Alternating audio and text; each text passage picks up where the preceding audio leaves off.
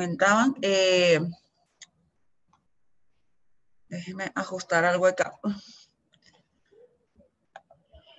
En mi presentación del día de hoy, espero que sea de utilidad para muchos. Voy a hacer una breve contextualización de lo que significa y lo que implica la pedagogía hospitalaria, un poco abordando el tema de los ritmos de aprendizaje y de las distintas formas de abordar o de entender lo que significa la heterocronía y las trayectorias discontinuas de aprendizaje que se nos van a presentar en el aula hospitalaria, pero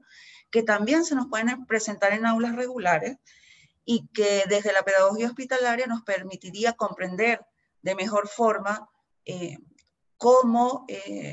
gestionarlas y cómo desarrollar procesos de enseñanza-aprendizaje un poco más interesantes, más retadores, tanto para el educador como para los docentes. ¿Qué objetivo perseguiría en este espacio que ustedes me han brindado hoy? Pues un poco relevar los elementos que explican el alcance y naturaleza de la pedagogía hospitalaria, sobre todo para tomar en cuenta trayectorias formativas de nuestros estudiantes y profundizar un poco en la concepción de heterocronía del aprendizaje y las trayectorias de estos como medio para reconocer, para trabajar también la neurodiversidad. Esencialmente, para ello, un poco el itinerario de esta conferencia tomaría en cuenta los siguientes elementos. A partir de cuál es la concepción de pedagogía hospitalaria que estamos manejando desde el Centro de Estudios Latinoamericanos de Educación Inclusiva, y contextualizar en general cómo se comprende qué es esto de la pedagogía hospitalaria, porque puede ser quizás algo novedoso para algunos de los presentes. Luego, entender lo hospitalario como un eje transversal que nos va a dar una ubicuidad interesante dentro del sistema educativo, en la totalidad del sistema educativo, y desde esta concepción del hospitalario como eje transversal, el concepto de acogida, que nos ayuda también a entender, a abrazar la diferencia, la diversidad, y cómo desde allí elaborar itinerarios más retadores en el aprendizaje. Obviamente, pasar al tema de la acogida y la neurodiversidad, comprender cómo hasta ahora, por ejemplo, nosotros nos formamos dentro de la noción del cronosistema, y casi todos los presentes estoy segura que sus trayectorias de aprendizaje fueron un poco más continuas, y aquellos que tuvieron discontinuidades o dificultades se vieron quizás en procesos dificultosos dentro del sistema de enseñanza,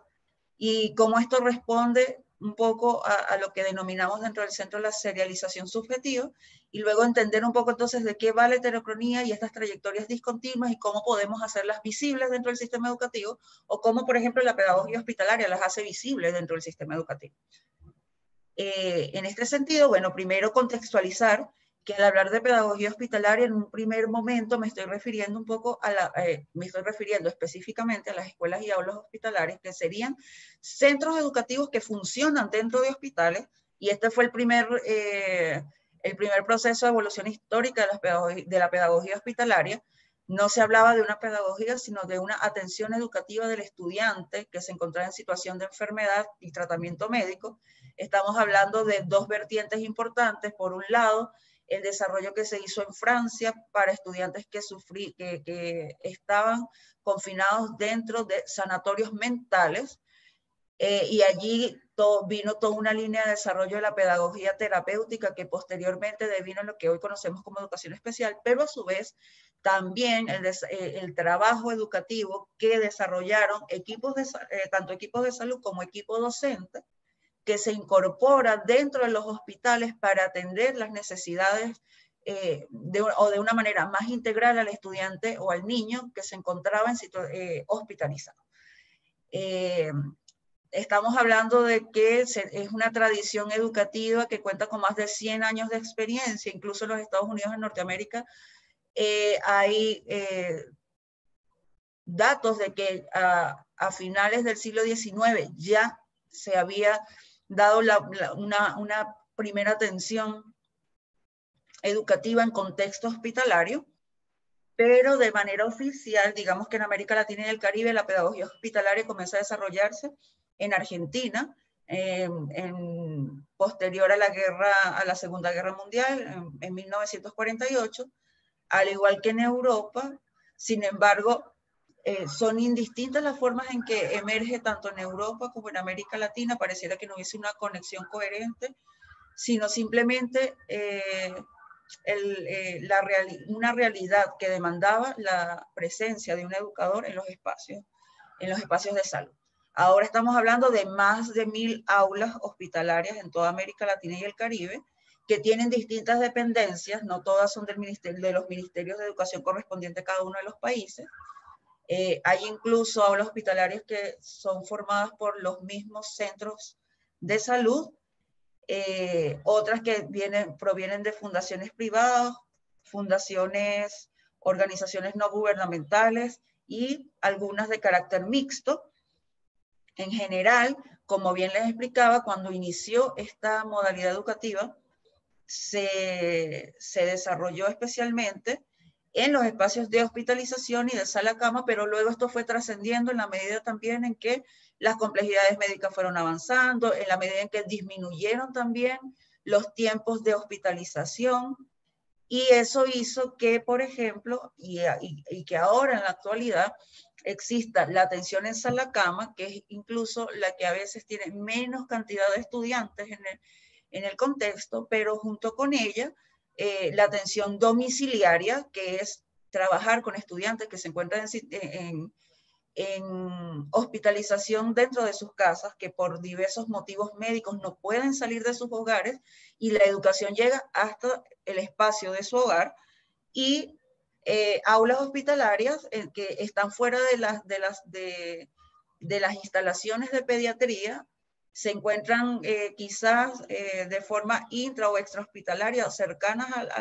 al hospital, pero estamos hablando de estudiantes que no están hospitalizados, pero sí por una condición de salud, sobre todo de carácter neurológico o psiquiátrico, asisten al aula sin necesidad de estar hospitalizados. Pero su condición no le permite ir a una escuela regular, por lo tanto, se propone la modalidad de atención educativa a través de las aulas hospitalarias, pero no existe la necesidad que este estudiante tenga que estar específicamente hospitalizado. Entonces eso genera 3 submodalidades de atención en este campo, que implica una serie de retos, que es un poco lo que traigo hoy para explicarles. Desde el Centro de Estudios, desde el CELEI, al ver como la naturaleza teórica de lo que significa la pedagogía hospitalaria, entendemos que se trata de un área, de un campo del saber interdisciplinario y sintagmático que incorpora lo pedagógico y lo hospitalario, pero lo hospitalario en un primer momento se entendió solamente como el espacio físico. Por lo tanto, se hablaba de pedagogía hospitalaria haciendo referencia al trabajo educativo que hacía un docente con un estudiante que se encontraba en situación de hospitalización y tratamiento médico. Al término hospitalario no se le dio una mayor trascendencia hasta los estudios que vienen haciendo, por ejemplo, en Colombia, y que también se vienen haciendo en Venezuela, en donde el hospitalario va adquiriendo una nueva profundización. Y estudios también que se desarrollan en España, en los comités de bioética, sobre todo de la Orden Hospitalaria San Juan de Dios, que tiene como uno de sus principios rectores la hospitalidad. Entonces, entender lo hospitalario no solamente como el espacio físico, sino como la acción de acoger, de recibir, de acompañar de manera integral a una persona que está en una gran situación de vulnerabilidad, empieza a introducirse también como concepto y enriquecer este sustantivo que forma parte del sintagma pedagogía hospitalaria. Desde esta perspectiva, un poco desde el CELEI vamos a considerar a la pedagogía hospitalaria como una interdisciplina cuyos conceptos vertebradores, que serían lo pedagógico y lo hospitalario, son sustantivos de una acción que se enfoca en el desarrollo armónico en claves de alteridad de las múltiples singularidades, identidades asignadas especialmente por situaciones de enfermedad, tratamiento médico, disminución de la salud, la cual va a intersectar distintos proyectos de conocimiento que se asocian a campos disciplinares diversos. La pedagogía hospitalaria, para poder desarrollarse, necesita el concurso de la medicina, la antropología, la psicología, la psicopedagogía, la pedagogía general, la bioética, entre otros, los derechos humanos mismos. Y a partir de esto va generando un campo del saber que es muy dinámico, que va avanzando en la medida que también estas áreas vertebradoras van avanzando y que a su vez desde su práctica alimenta, desborda lo que estas disciplinas plantean en relación a la atención integral de la persona. Por lo tanto, va siendo productora de nuevos saberes que se van relevando y que pretenden relevarse fuera de estas violencias epistémicas a las cuales ha sido sometido porque no se comprende muy bien lo que significa la pedagogía hospitalaria ni su ubicuidad dentro del sistema educativo. Por lo tanto, para ella poder validarse tuvo que incardinarse dentro de la educación especial y dentro de la pedagogía social, aunque ella tiene una naturaleza propia, indistinta o diversa a lo que plantea la educación especial y a lo que plantea la pedagogía social. Por lo tanto, cuando hablamos de pedagogía hospitalaria, estamos hablando de un campo del saber que va a conjugar a la salud y a la educación, pero si nos ponemos a ver en nuestra cotidianidad y cuando vemos los sistemas regulares de enseñanza, el sistema regular de enseñanza también debe conjugar salud y educación, solo que siguen existiendo dentro de nuestro sistema regular una cantidad de temas tabú que no se tratan dentro del aula y que hacen que, que la realidad de estos estudiantes, que es tan compleja, termine siendo invisible este sistema. Y de ahí viene la importancia de comprender la noción del cronosistema y la noción de heterocronías o de trayectorias discontinuas de aprendizaje, importantes para poder abordar la diversidad y la neurodiversidad. Si no manejamos estos conceptos, quizás se nos va a hacer muy difícil en una escuela regular atender, desarrollar, estimular, acompañar el desarrollo de las habilidades y las potencialidades de nuestros estudiantes, más allá de sus condiciones, de sus condiciones de salud o de sus trastornos del neurodesarrollo. En este sentido, estamos hablando que la pedagogía hospitalaria se constituye en una modalidad propia. La consideramos una pedagogía de lo menor, y es una pedagogía de lo menor porque escapa a estas grandes narrativas que se definen dentro de la educación o de la enseñanza tradicional. Se va a presentar entonces como una manera de comprender el espacio escolar distinto a lo que estamos acostumbrados. Es una pedagogía del presente, y desde este punto de vista, y reafirmando lo que dije anteriormente, aparece como una contraenunciación de los grandes valores de los que nos habla la educación del siglo pasado y que pretendemos transformar en este nuevo siglo, pero que nos sigue costando porque somos hijos de una tradición educativa que en general busca homogenizar, serializar, estandarizar y definir categorías de ser, que termina dejando fuera a aquellos estudiantes que no forman parte de la norma, y entramos en estas dicotomías entre lo normal, lo anormal, lo típico, lo atípico,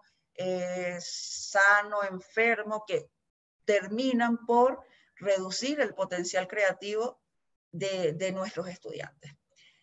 Por esa razón, la pedagogía hospitalaria, siendo una pedagogía del presente, también se nos manifiesta como una pedagogía del encuentro, que va a aportar aspectos importantes para comprender las condiciones culturales que colonizan la subjetividad y desvirtúan a la naturaleza humana, saltando de una visión categorial de las personas a una visión más relacional. Yo estoy segura que las personas que se encuentran hoy aquí convocadas a este Congreso de Neurociencia, de Neurodiversidad y de Psicología y Educación, comprenden muy bien a lo que me refiero. ¿Por qué? Porque desde el sistema educativo en general, cuando un estudiante sale fuera de la norma,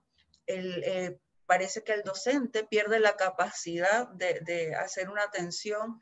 que responda realmente a sus potencialidades y a sus necesidades, sin que el centro sea la necesidad, y se van categorizando como que este estudiante no puede, no sirve, no entra, no lee, no entiende, no comprende, dejando de lado todo un mundo de posibilidades para comprender estas realidades que son distintas, ¿no? Entonces, en vez de relacionarnos para entender las diferencias, terminamos categorizando para definir a estudiantes de primera categoría y estudiantes de segunda categoría. Cuesta muchísimo que se rompa con estos criterios dicotómicos basados en la deficiencia, basados en la deficiencia biomédica que se establece a partir de los diagnósticos asociados a trastornos del neurodesarrollo y el hecho de comprender la inclusión desde una visión mucho más flexible que es capaz de leer trayectorias distintas de aprendizaje. Por lo tanto, la pedagogía hospitalaria se nos presenta también como una tarea crítica, porque desde la práctica nos ayuda a salir de esta ontología de totalidad para pasar a una ontología que nos presenta y nos habla de que la realidad finalmente es multiplicidad y es diversidad. Entonces no tenemos un ser único y perfecto, y aquel ser que no entra en esta categoría termina siendo invisibilizado en la realidad práctica, sino que tenemos la realidad de que el mundo es diverso, es distinto, y necesitamos relacionarnos desde otras miradas, desde otras perspectivas, ¿no? Desde este punto de vista, y partiendo como de estas premisas, la pedagogía hospitalaria nos presenta entonces este concepto de hospitalidad que termina y que debería ser transversal en el sistema educativo en general. ¿Por qué? Porque la hospitalidad nos habla también de que en la naturaleza humana todos, cada uno de nosotros los que estamos aquí presentes hoy, estamos expuestos a la discapacidad, a la enfermedad, a la muerte. Por lo tanto, no hay categorías de seres superiores e inferiores, sino que finalmente todos desde nuestra fragilidad podemos aportar en mayor o menor medida el desarrollo de nuestras potencialidades. Finalmente, esta realidad de fragilidad nos permite asumir que todos tenemos la tarea de transformarnos, de transformar nuestra realidad, de relacionarnos desde una mirada que no cosifica al otro y lo convierte en un ayepto de investigación, el raro, el diferente, al que yo tengo que abordar y al que voy a conocer para poder ayudarle, sino que al final todos encerramos dentro de nosotros singularidades, rarezas, diferencias, que hacen que la realidad sea mucho más rica y que debería ayudarnos a hacerla más vivible de una manera más humana. Y esto implica entonces que el concepto de hospitalidad dentro del campo educativo nos llama a la acogida, a cristalizar la pluralidad de los abordajes que pueden existir frente a la singularidad y a plantearnos retos en ese proceso de acoger y valorar las diferencias de los otros, ayudándonos entonces en este proceso de construcción subjetiva e intersubjetiva, en donde entendemos, por lo tanto, que la neurodiversidad es una realidad, que la potencialidad y la capacidad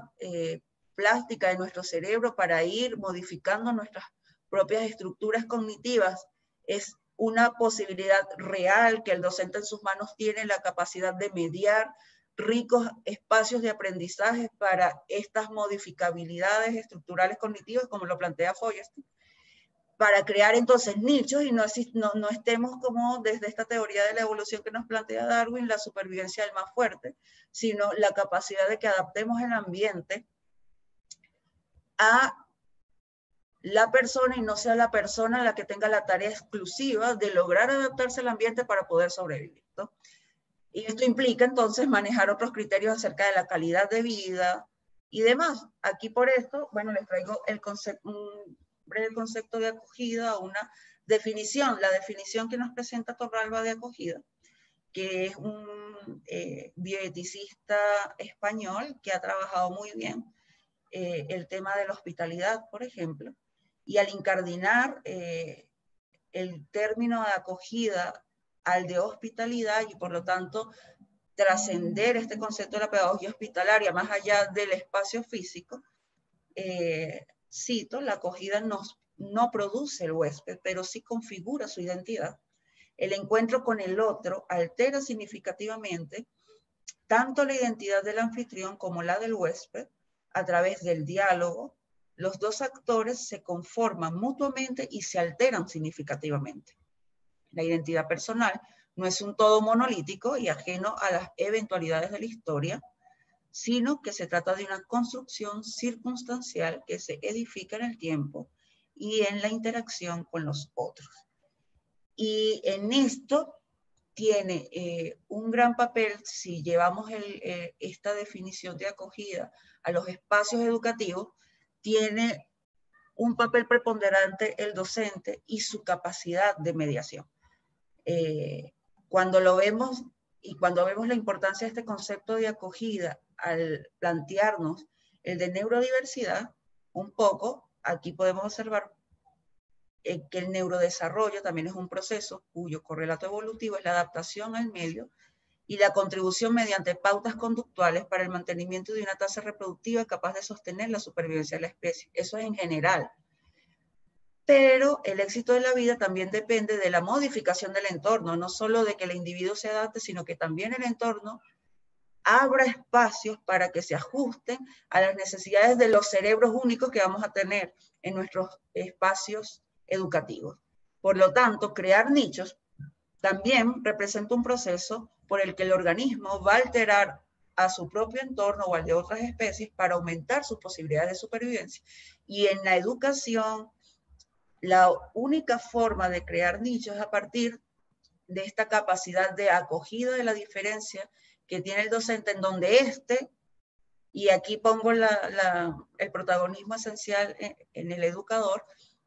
porque quizás el sistema educativo en general aún no lo comprende, pero si el docente es capaz de asumir que a partir de él como mediador es posible generar adaptaciones del ambiente que permitan disparar y desarrollar las potencialidades de nuestros estudiantes, entonces podemos ir transformando de a poco estas realidades de exclusión y estos dispositivos de poder que terminan categorizando a nuestros estudiantes y definiéndolos como especiales, como raros, sin que tengan la posibilidad de desarrollar todo su potencial dentro del espacio social y dentro del espacio educativo. Esto nos lleva a pensar en una ontología de la multiplicidad, que tanto en el plano pedagógico como en el plano existencial nos va a pedir que rompamos con ciertos esquemas. El primer esquema con el que debemos romper, si queremos gestionar de verdad aulas neurodiversas, inclusivas, y que además sean alterativas del orden establecido, es romper con este esquema de serialización subjetiva del cual nosotros también somos productos y de la educación de la cual formamos parte, en donde se establecen estándares únicos para determinar niveles, coeficientes y formas de comprender, por ejemplo, la inteligencia, y en el plano existencial, reconocer e ir desarrollando vías para que también nuestros estudiantes, que incluso pueden tener trastornos graves del neurodesarrollo, puedan ir reconociendo la singularidad de su propia experiencia y de su propia existencia. Esto es sumamente retador, pero considero que desde la pedagogía hospitalaria, desde la gestión del aula hospitalaria, se va logrando, por la dinámica propia de esta modalidad educativa, estos elementos que permiten escapar de estas ontologías de la totalidad del ser único para pasar a pensar en una ontología de la multiplicidad, de la diversidad, de la singularidad. En este sentido, vamos a hablar entonces que la totalidad no es una, sino que se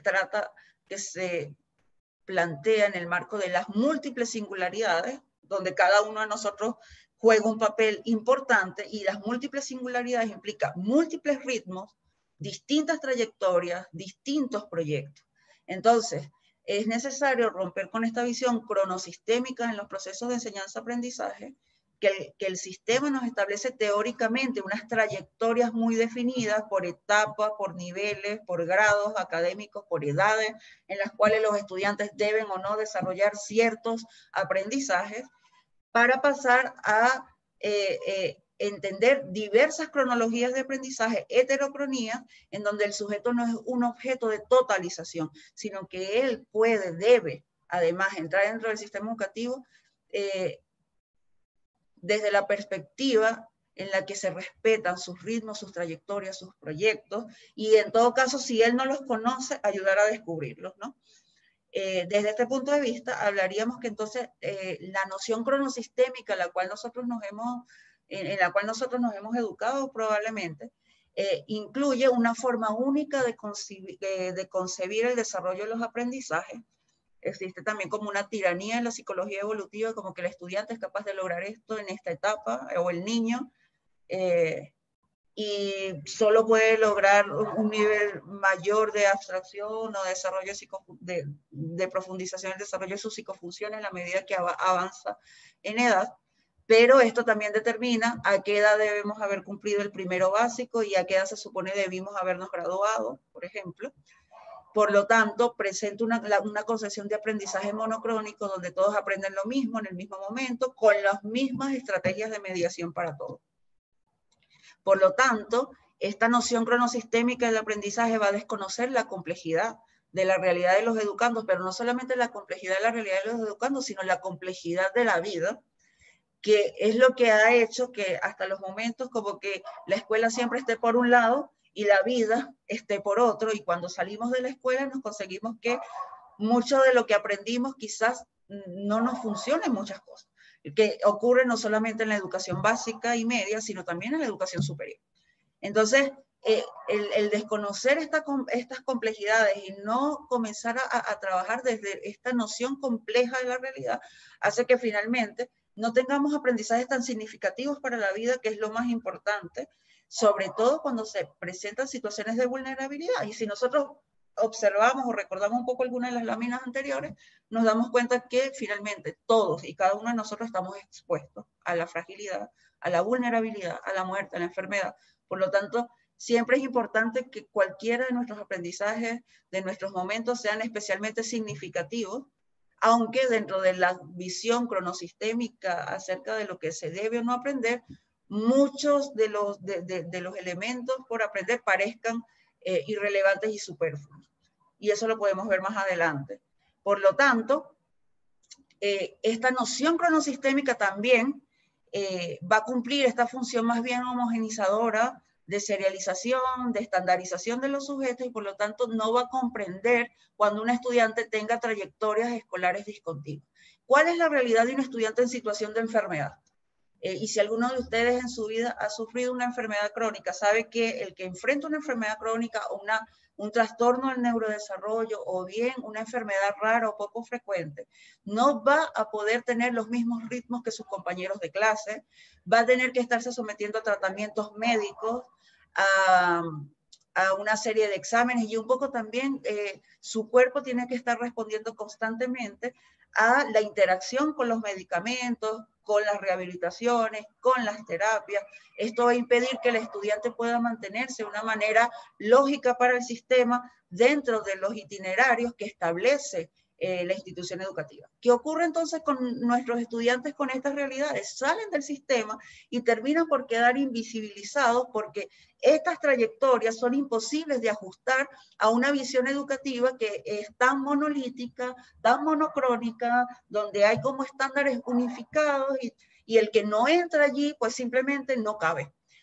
Aunque suene redundante, quien no es capaz de adaptar su trayectoria, su realidad compleja a esta noción cronosistémica, simplemente no puede estar dentro de ese espacio. Y es lo que ocurre con nuestros estudiantes, y es lo que ha venido ocurriendo con muchos estudiantes en situación de enfermedad. La pedagogía hospitalaria no está tan ampliamente difundida y su modalidad no está tan ampliamente conocida dentro de los sistemas educativos. De hecho,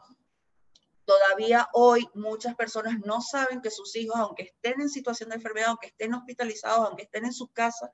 en convalecencia, recuperándose o en remisión de una enfermedad crónica, no saben que tienen derecho a la educación y tampoco han ponderado la importancia que tiene la educación durante estos periodos de tan alta vulnerabilidad. Entonces, muchos estudiantes,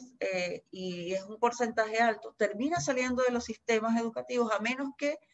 por casualidad en el hospital en donde coincidió su hospitalización exista una aula hospitalaria y esa aula hospitalaria tenga la capacidad administrativa de recibirlo como estudiante. Y desde la pedagogía hospitalaria, obviamente, esta modalidad educativa que termina desde esta noción de hospitalidad transversalizando el sistema educativo, permite hacer visible esta trayectoria escolar que es discontinua y esta trayectoria de aprendizaje que es disímil a la de cualquier otro estudiante, porque va a aterrizar y adaptar la realidad para que el estudiante sea capaz de incorporarse, de participar y de ser un sujeto activo dentro de su proceso educativo. Entonces, ya la modalidad en sí misma establece un foco de la mirada diverso, en donde ya no es el estudiante el que tiene que adaptarse al ambiente, sino que el ambiente se ajusta a su realidad, comprende su trayectoria, lo acoge, lo recibe, lo comprende y comienza con él un itinerario de aprendizaje adaptado que además va a buscar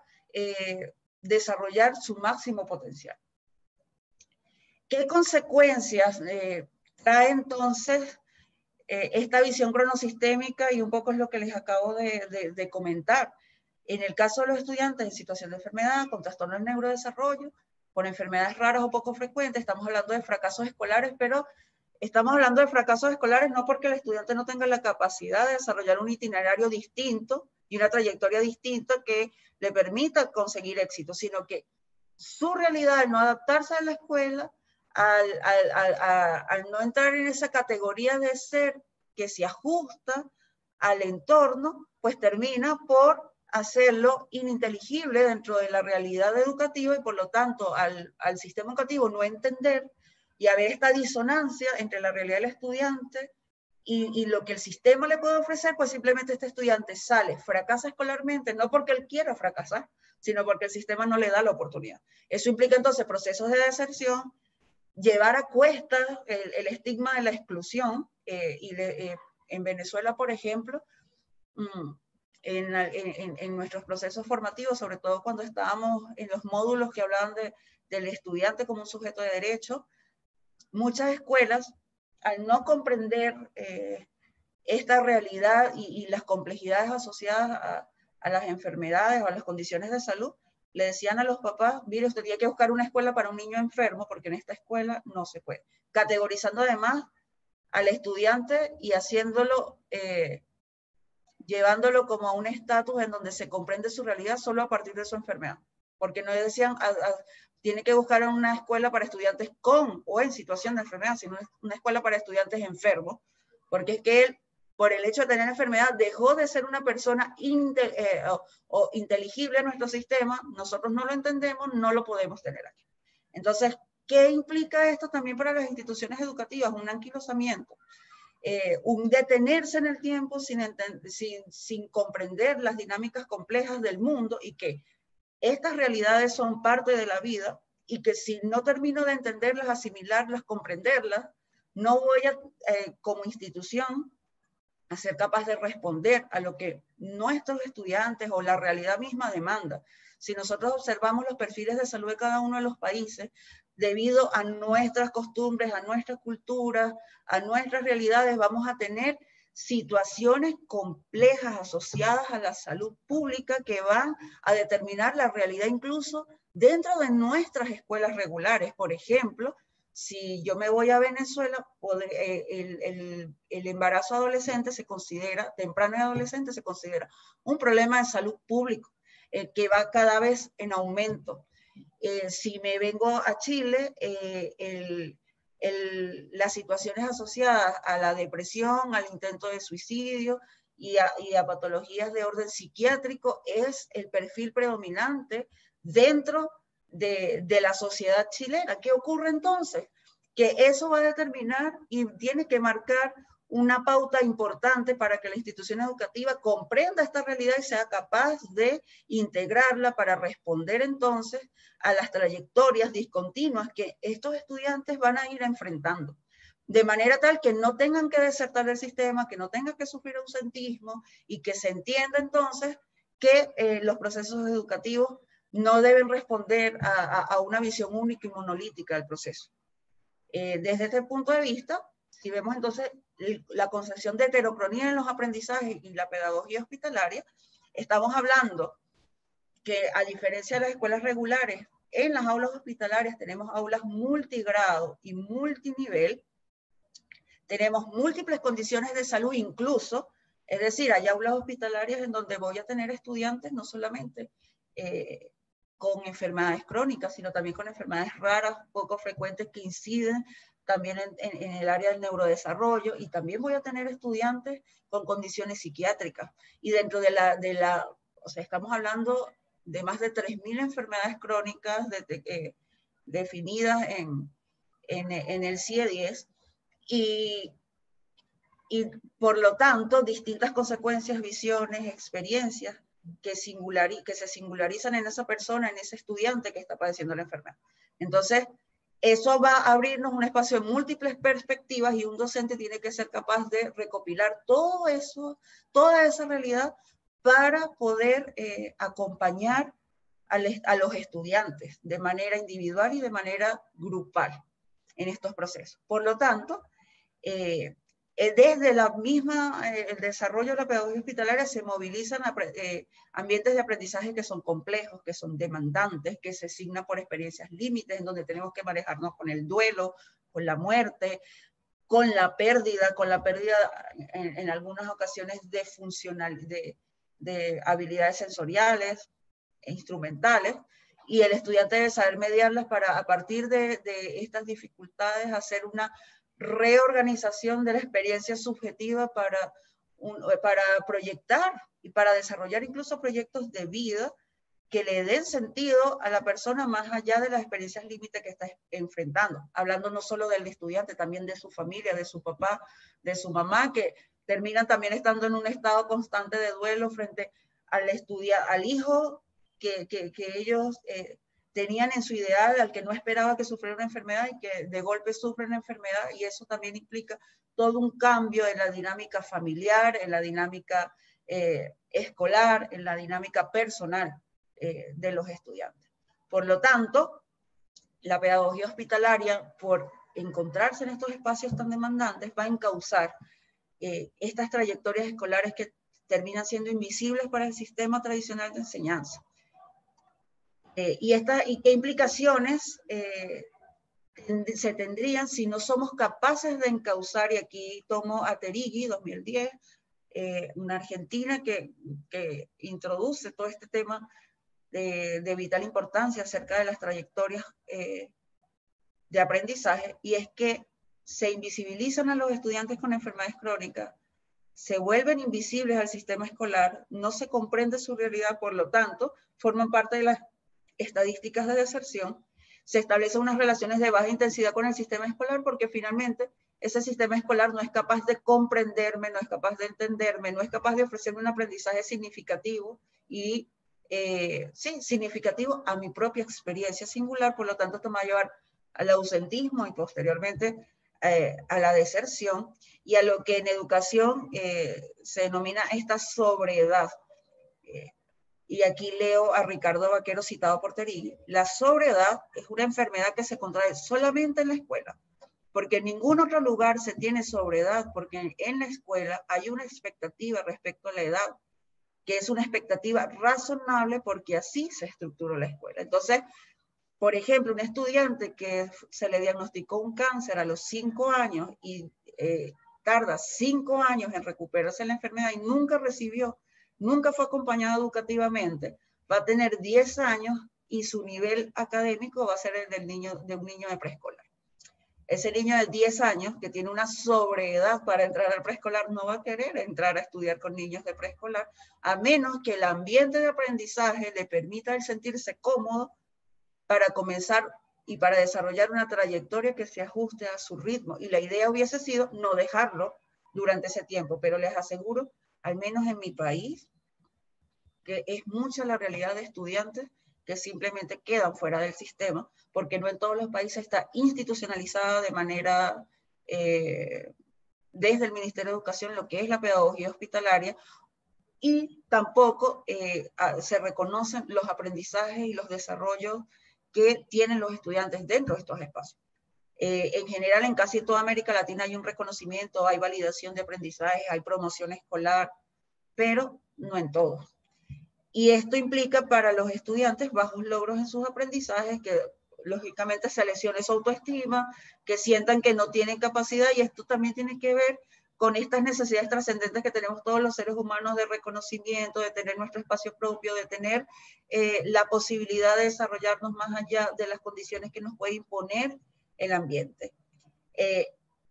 Por lo tanto, debemos tratar de superar estas trayectorias no encausadas, y en pedagogía hospitalaria se va logrando desde cierta manera. ¿Por qué? Porque al atender al estudiante en el momento que sufre una enfermedad crónica o tiene que estar hospitalizado, de manera domiciliaria o es diagnosticado con una enfermedad psiquiátrica que no le permite por los momentos ir a una escuela regular, su propia trayectoria de aprendizaje se hace visible. Hay una escuela, hay una entidad que reconoce que existe esta discontinuidad y por lo tanto un estudiante que va a poseer ritmos diversos, incluso impuestos por el propio tratamiento médico. Por lo tanto, a este estudiante se le conoce, se registra su proceso, se acompaña en su proceso y ya esto, al menos dentro de la modalidad de pedagogía hospitalaria, le permite tener una visibilidad. No necesariamente el hecho de que tenga esta visibilidad dentro de la modalidad de pedagogía hospitalaria hace que la tenga dentro del sistema regular de enseñanza, pero tiene muchas más probabilidades de volver a incorporarse al sistema si lo quisiera. Y al acompañar desde esta perspectiva de acogida todos estos aspectos que antes había mencionado que inciden en estas trayectorias no encausadas, se salvan. ¿Por qué? Porque parece mentira cuando estoy en una situación de vulnerabilidad y me ofrecen algo que me reconecta con mi cotidianidad, que me reconecta con los retos, que me reconecta con aquello que en algún momento el médico me dice que no puedo, porque pueden haber diagnósticos adversos con respecto a mis habilidades sensoriales y cognitivas. Cuando aparece esto, pues empiezo a tener una relación de alta intensidad con la escuela, en donde me siento comprometido con mis propios procesos de aprendizaje, en donde hay una noción de presencialidad también distinta, en donde además los grados escolares y los niveles escolares se difuminan, porque estamos hablando de estas aulas multinivel, y podemos tener ubicados administrativamente un estudiante en cuarto básico, pero sabemos que finalmente su nivel hasta los momentos está en preescolar, pero él no se siente fuera del grupo, ni se siente fuera de onda con sus compañeros, porque es un espacio multinivel, multigrado, en donde cada uno va avanzando a su propia medida, a su propio ritmo, y asumiendo su propia potencialidad. Por lo tanto, se va gestionando también la evaluación, no desde esta estandarización de qué es lo que todos sabemos, debemos saber, interpretar, leer a cierta edad, o de lo que debemos entender al relacionar las matemáticas, sino que se va haciendo una evaluación ajustada a su singularidad. Esto implica para el docente una mediación por ejemplo, una de las teorías interesantes que encuentro para estos procesos de mediación es la modificabilidad estructural cognitiva de Feuerstein, en donde los tres criterios principales, la reciprocidad, la trascendencia y el significado, se hace indispensable. ¿Por qué? Porque debemos trabajar con planificaciones flexibles que permitan gestionar curricularmente de mejor forma los aprendizajes significativos de los estudiantes. Y hasta ahora en la experiencia como docente, esta forma de trabajo basado en proyectos me ha permitido poder desarrollar, plantear itinerarios de aprendizaje que respetan las trayectorias discontinuas de cada uno de mis estudiantes, en donde puedo tener estudiantes derivados de psiquiatría, de neurología o con enfermedades crónicas, enmarcados en un proyecto de aprendizaje, y cada cual va desarrollando a su ritmo las distintas habilidades, sobre todo porque como que el foco principal es combinar esta gestión curricular con herramientas para aprender a aprender, para mejorar nuestras psicofunciones, para hacernos más conscientes de nuestra realidad, para darle significado, para motivar el aprendizaje. Entonces, la estrategia o la planificación basada en proyectos nos permite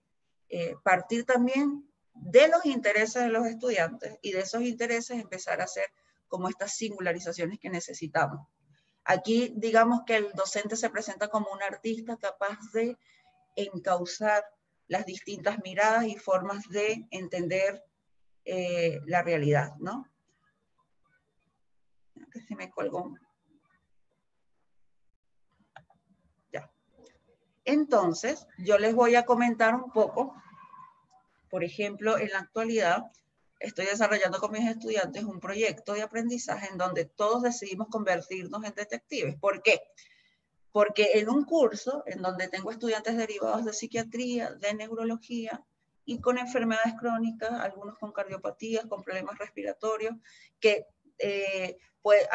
unos más neurotípicos, otros a causa incluso de la enfermedad crónica, con consecuencias visibles en el desarrollo de sus psicofunciones.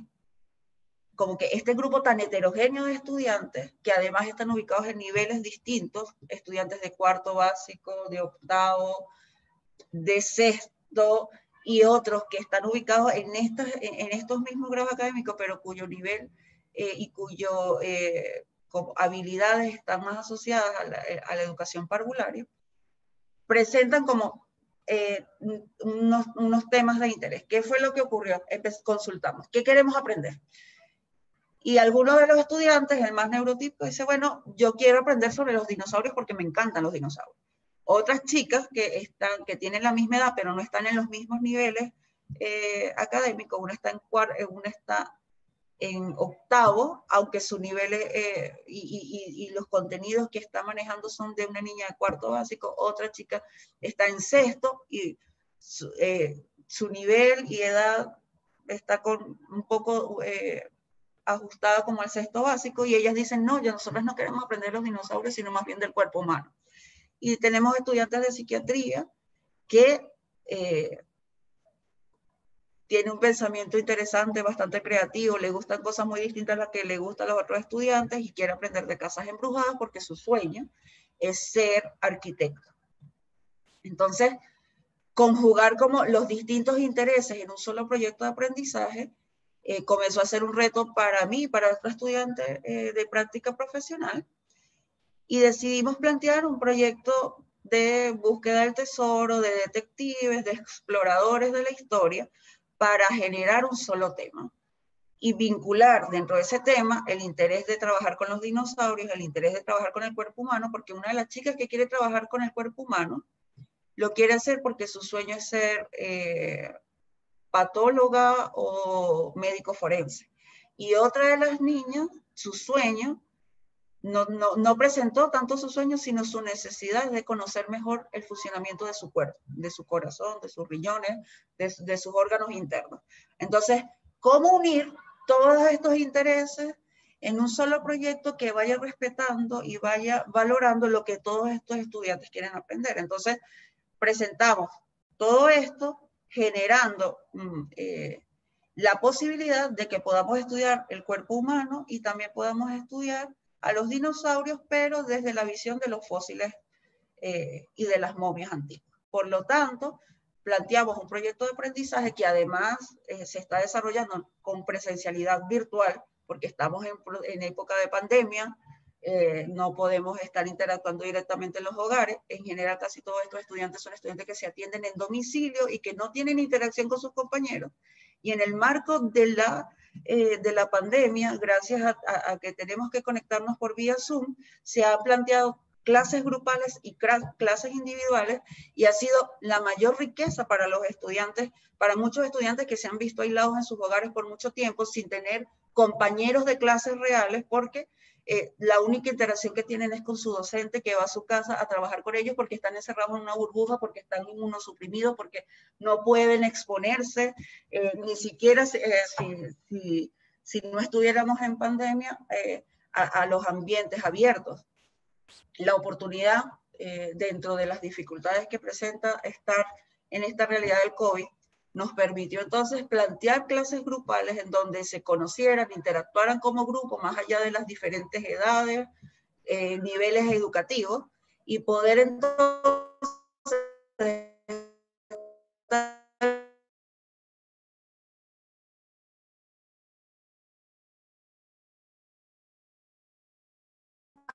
vamos a conocer qué son estos de los fósiles, vamos a indagar entre una momia y un dinosaurio, vamos a hacer que desaparezcan y luego aparezcan en una casa embrujada en Europa, y con este proyecto de aprendizaje vamos a ser capaces de trabajar una serie de habilidades en relación a cómo me enfrento a distintos retos, acertijos, maneras de comprender, por ejemplo, el genoma humano, habilidades que debe poseer un médico forense para explorar el cuerpo humano por dentro, saber la diferencia entre un animal y una persona y sus órganos internos, y que cada clase se plantee como una posibilidad de reto para los estudiantes. Esto nos permitió plantear un itinerario heterocrónico, en donde cada uno de los estudiantes, según su nivel, va teniendo también distintos retos que van ayudándolo a avanzar en las priorizaciones curriculares también que se establecen desde el Ministerio de Educación, pero sin escapar de los intereses que ellos plantean, de aquello que les parece interesante conocer o profundizar. Esto nos ha permitido introducir mayores niveles de motivación, de vinculación con el propio proyecto de vida,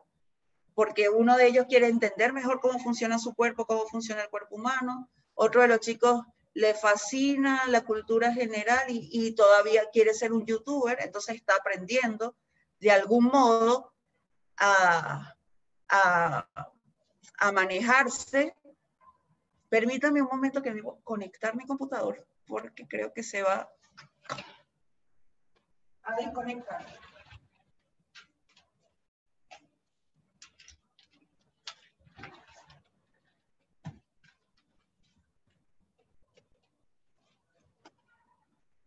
Continuando con lo que le comentaba,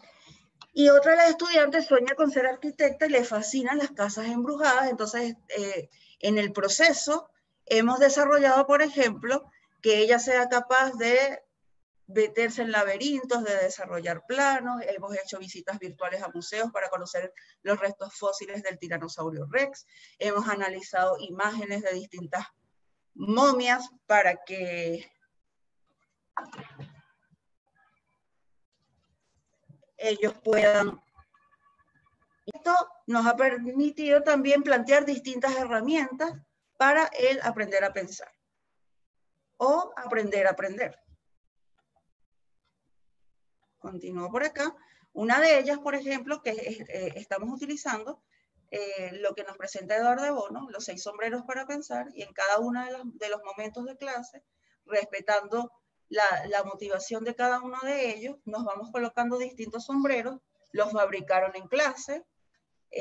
con distintos colores, en donde, por ejemplo, vemos la fotografía del tiranosaurio Rex y con el sombrero amarillo tratamos de comprender o mirar esta imagen y lo que nos suscita el tiranosaurio Rex desde una mirada positiva, o como el abogado del diablo con un sombrero negro, entendiendo por qué puede ser muy malo que todavía existieran los dinosaurios en la actualidad, o con el sombrero rojo que nos invita a pensar en nuestras emociones, en si nos produce miedo, si nos produce rabia, si nos produce asco. En nuestro sombrero verde, imaginándonos cómo sería el mundo si efectivamente el tiranosaurio Rex estuviera todavía en nuestra época conviviendo con nosotros entre los edificios. Y de esta forma, por un lado, descubrimos con cuál tipo de pensamiento se conecta cada uno de nuestros estudiantes, y hay algunos que efectivamente se conectan más con el pensamiento asociado a las emociones y los sentimientos, hay otros que se conectan más con este pensamiento más objetivo y solamente ofrecen datos y indican, bueno, al ver los huesos o al explorar esta momia que conocimos en el antiguo Egipto, nos damos cuenta que tiene estas características, pero no me suscita ningún tipo de temor, lo puedo ver de una manera objetiva, y de esta manera vamos introduciendo también herramientas que dentro de la mediación que nos plantea también la modificabilidad estructural cognitiva nos ayuda a que los estudiantes puedan explorar sus propias habilidades, potencialidades, sentimientos, temores, generar una serie de habilidades instrumentales para la vida, más allá de las diferentes edades, de los diferentes intereses, incluso de los proyectos de vida particulares. Algunas observaciones que podemos dar en relación a esta experiencia que hemos desarrollado. Primero, creo que nos ha permitido proponer ambientes de aprendizaje que son más retadores y motivadores para nuestros estudiantes, en donde no establecemos, vamos a ver lenguaje y nos toca, no sé, mirar los tipos de fuentes de información, sino que aplicamos dentro del mismo proceso de desarrollo de la clase la activación de distintas fuentes de información, por ejemplo, motivándolos a que sepan cómo investigar, cómo buscar en Google, cómo discriminar distintas fuentes informativas. Vamos respetando los distintos intereses y ritmos, porque